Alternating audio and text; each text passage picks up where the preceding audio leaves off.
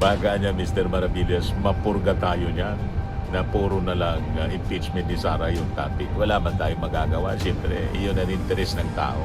So, ibigay ko muna sa inyo itong kwento.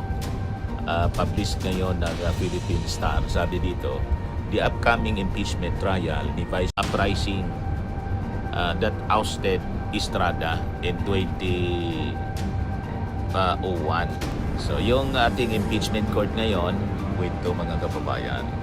So, sabi dito sa balita, already Senate Finance Committee Chair J.B. Ejercito said he hopes the trial would not affect the Senate's deliberations. Is another executive session necessary simply to unseal and pre-mark the box? Or will it add another procedural step before the pre-trial order? Nagbabagang mga balita at pagtalakay sa mga isyu ng lipunan. Bulsa! Opinyon, banat at paglalantad sa katotohanan. Bulsa! What you see is what you get. You decide. Mga kababayan, si Dante Maravillas. Ito yung latest na balita ngayon from Philippine Star na sabi, yung impeachment trial ni Sara Duterte pwedeng abutin ng 7 months. Ayan sabi dito. 7 months. BP Sara impeachment trial could last 7 months. Pianan niya, Mr. Maravillas, yung masasabi mo dyan. Wala mang problema kung abutin ng 7 months. Ang importante, mapanagot yung dapat na managot. Diba? Maganda nga yan para laging may mainit tayong discussion araw-araw. Puro impeachment. Baga niya, Mr. Maravillas, mapurga tayo niyan na puro na lang impeachment ni Sara yung topic. Wala man tayong magagawa. Siyempre, iyon ang interes ng tao. So, ibigay ko muna sa inyo itong kwento. Published ngayon ng Philippine Star. Sabi dito, the upcoming impeachment trial ni Vice President Sara Duterte pwedeng abutin daw ng 7 months. Ito'y based sa proposed trial days by both the prosecution and defense panel. Kasi yung prosecution po, sa dami ng ebidensya, testigo na nakalinya mga kababayan, humihiling sila ng 62 trial days, abang yung prosecution, 30 trial days. So sabi mga kababayan ng Secretary ng Senado, si Senate Secretary Renato Bantog, so lumalabas niya, aabot sa 92 trial days combined mga kababayan. Ngayon, kasi yung schedule mga kababayan, 3 times a week yung schedule ng trial. So, kung ganun, aabutin siya ng 7 months. So, mahabang-mahaba mga kababayan unless dagdagan nila yung trial days per week. Kaya lang, siyempre, may mga preparations din na dapat ginagawa. Talagang mapapahaba mga kababayan. So sabi dito mga kababayan ni Senate Secretary Renato Bantog, if we are indeed reaching 92 trial days, that will be the longest impeachment trial so far. Pinakang mahaba na siya as compared sa mga impeachment proceedings na nangyari po in the past, yung trial kay. Sa bagay, yung kay Rap Estrada, na-cut short yun dahil sa envelope. Ayaw pabuksan yung envelope. Ayun, nag-result po sa pag-walk out. Then, anong nangyari? Nagka-people power. Ayun, natanggal na si, kasi umalis na lang. Na puwersa si Rap Estrada na i-abandon yung Malacanang. Ayun, to make over si GMA. Kasi siya yung vice presidente. Di ba? Iyon na nangyari noon sa panahon ni Rap Estrada. So sabi dito ni Bantog, for comparison, 2012 impeachment naman, impeachment trial ni dating Chief Justice Renato Corona, mabot lang siya ng 44 days. Meanwhile, the trial of the post-president Joseph Estrada lasted 23 days lang po. Because it was aborted by the prosecution's walkout. Nag-walkout po kasi ayaw pabuksan yung envelope. The refusal of the Senate Impeachment Court to open the controversial second envelope, which triggered the second EDSA people power. uprising that ousted Estrada in 2001. So yung ating impeachment court ngayon, naka-schedule po na mag-open siya, mag-start ng trial July 6.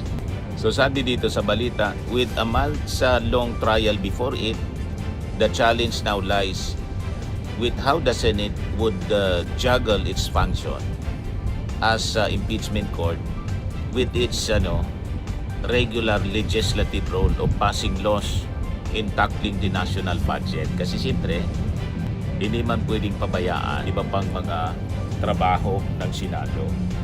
Kaya nga, mga kababayan, itong mga kalyado ni Sara Duterte gustong gawing justification yung pag-imbestiga sa flood control scandal para lalo i-overload yung trabaho ng Senado. May pinalalabas na naman po yung kampo ni Mike Defenson na ang sabi, may bagong mga witnesses daw sila na gusto nilang iharap. 17 additional witnesses para dito sa flood control scandal. Huwag kami basang-basa na yung papel po ninyo. Wala man maniniwala sa inyo mga witnesses kasi ang sistema ng mga witnesses ninyo, pag kalaban may maleta, pag kumampi na, biglang nawawala yung maleta. Lumilipat sa nagiging kalaban. Malinaw na gusto ninyong i-overload yung Senado. But anyway, hindi na siya uubra ngayon kasi may bago ng Senate majority. Hindi papatulan tong mga ginagawa ninyong katarantaduhan para isabotahe yung impeachment trial. I-divert yung attention, i-distract yung ating mga mamamayang Pilipino. Imbes naka-focus yung attention sa impeachment, gustong ilihis nila mga kababayan sa iba pang mga issue. Mga gawa-gawa kwento mga kababayan. So sabi dito sa balita, already Senate Finance Committee Chair J.B. Ejercito said he hopes the trial would not affect the Senate's deliberations on the proposed 2027 national budget. Following the Department of Management Budget and Management announcement that the government is seeking 7.2 trillion budget next year. Sabi po ni Ejercito, the Finance Committee under him has its work cut out for it. So sabi dito sa balita, another logistical challenge is how to manage the crowd of people when the impeachment trial coincides with the usual Senate committee hearings. That is a big challenge niya we need to face, and I think we can I will do it. I think we can, I will do it, sabi po ni Bantog.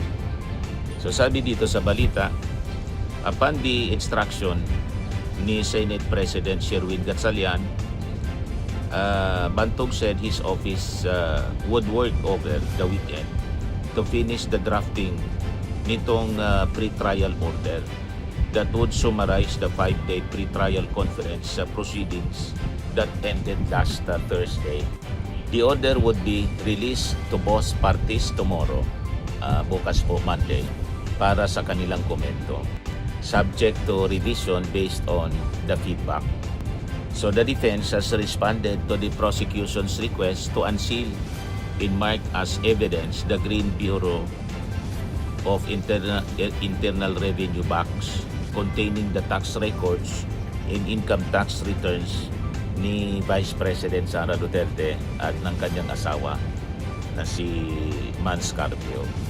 So sabi dito sa balita, after aggressively blocking even the basic physical marking of the sealed box during the 5-day pre-trial conference, the defense has now submitted a filing accepting its opening in principle. So, mabuti naman kung ganoon. Kasi sabi nga natin mga kababayan, anong kinakatakot ng defense? Anong kinatatakot ni Sara Duterte na sabi nila malinis sila? Wala silang maling ginawa. Tama?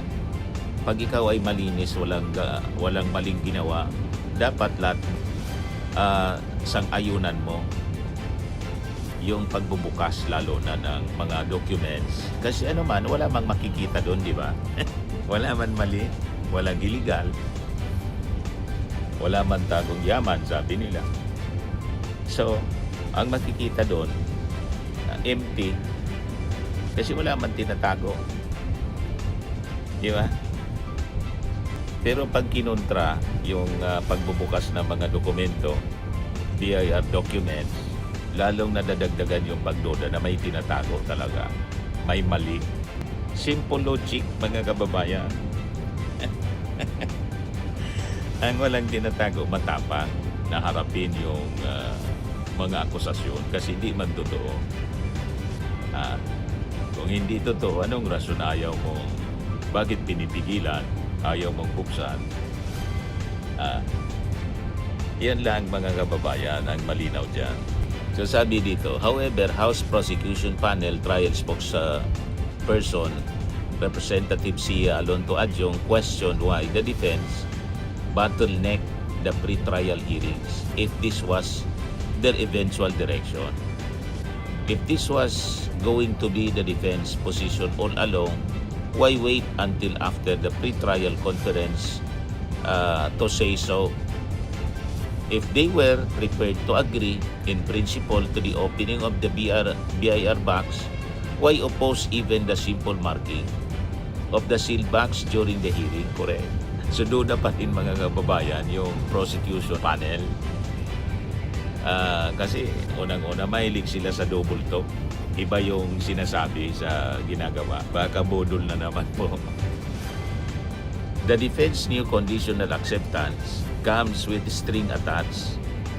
They propose that the unsealing and pre-marking of the tax records happen in a separate executive session niya, while reserving the right to object to the documents' ultimate admissibility. Prosecutors warn that this layout could introduce unnecessary delays.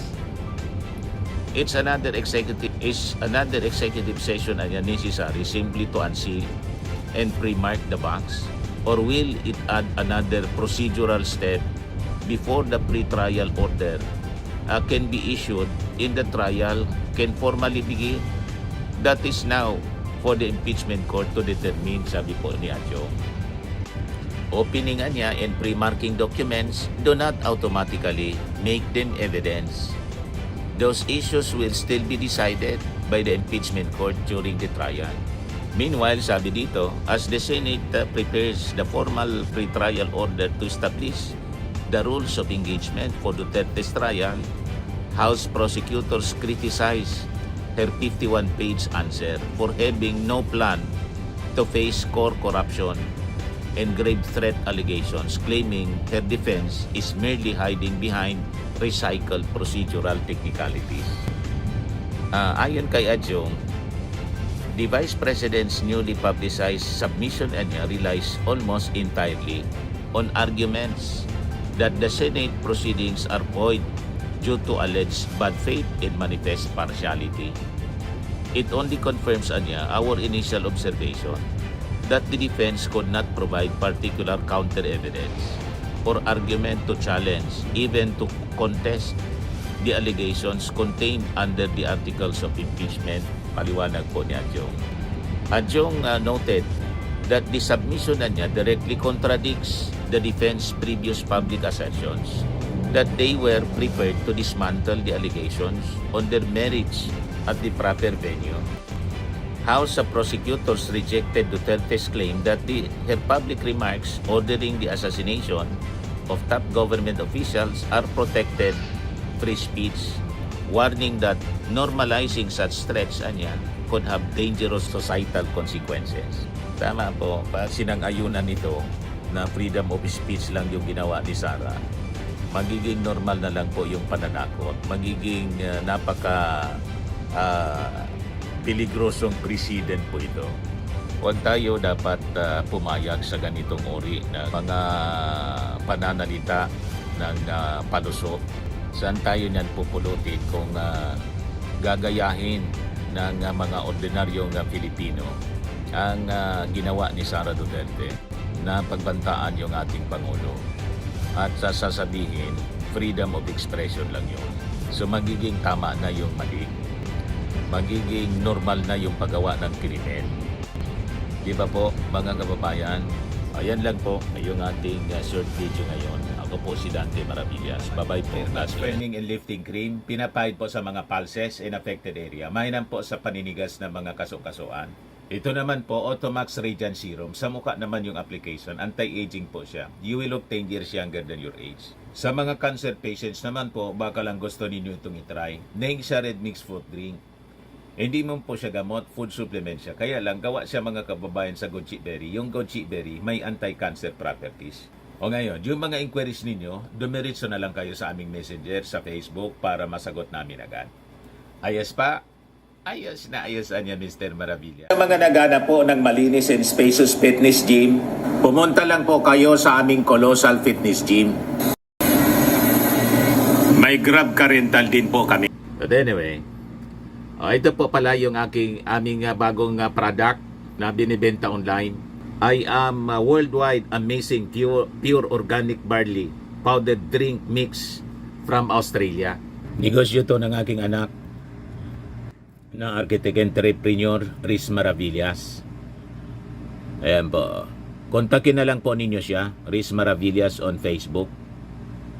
Ang mga health benefits niya, boost immunity, improves digestion, enhance energy levels, packed with antioxidants, prevent cancer. Ito naman po yung bago naming product na binibenta online. Eye Glow Serum, whitening po siya. Tingnan ninyo yung epekto sa aking anak na architect before and now. Yung mga inquiries po ninyo, dumiretso na lang kayo sa kanyang Facebook account, Riz Maravillas.